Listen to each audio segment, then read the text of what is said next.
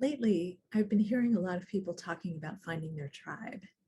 And I've even been excited to connect with people who feel like my tribe. And at the same time, there's a lot of talk about how tribal consciousness is one of the lowest forms of human consciousness. So what's going on here? It seems like two kind of conflicting things happening. So as I was feeling into this with a client the other day, what came up was that there's really two levels of tribe. Um, in all cases, it feels like community, and we're seeking that feeling of being belonging and acceptance, things that humans are hardwired for, maybe even the feeling of being at home, something that a lot of beings really yearn for.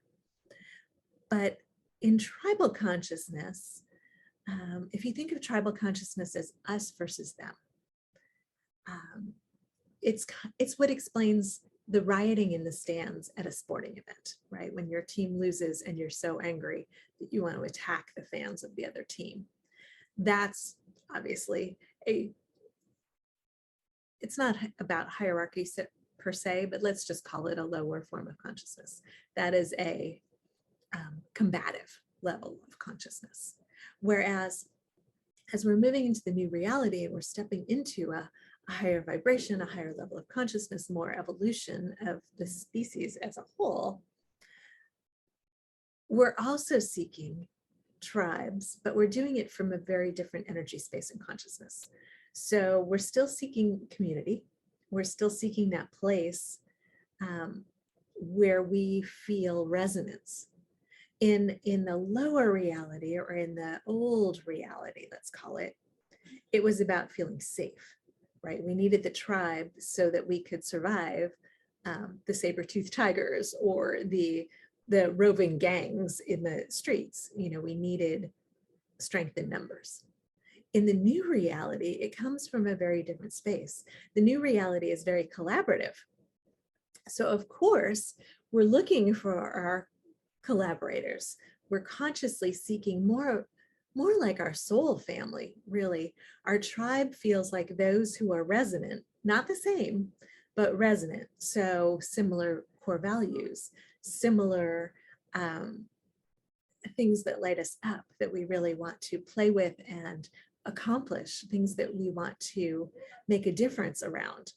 And so in the new reality, a tribe is not so much about safety, because that is more of a solid foundation that we're building on, but rather it's about a fertile environment in which to co-create. So very different energy. It feels more like freedom in the new reality, as opposed to sort of the bondage that's associated with a tribe in the old reality, where you have to do what's expected and you don't want to stand out too much, or you're going to be expelled from the tribe.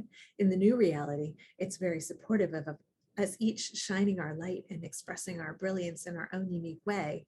And it's about coming together with others who have different pieces of the puzzle, different things to contribute, and appreciating and enjoying and savoring the unique expressions that all come together to create something magnificent that we couldn't do on our own.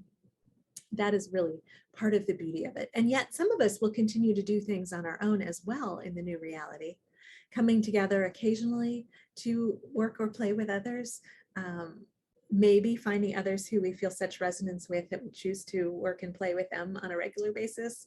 It will be much more fluid and feel much more like freedom and joy and camaraderie in the new reality. So I hope this exploration of tribes is helpful. Please let me know in the comments how it lands for you.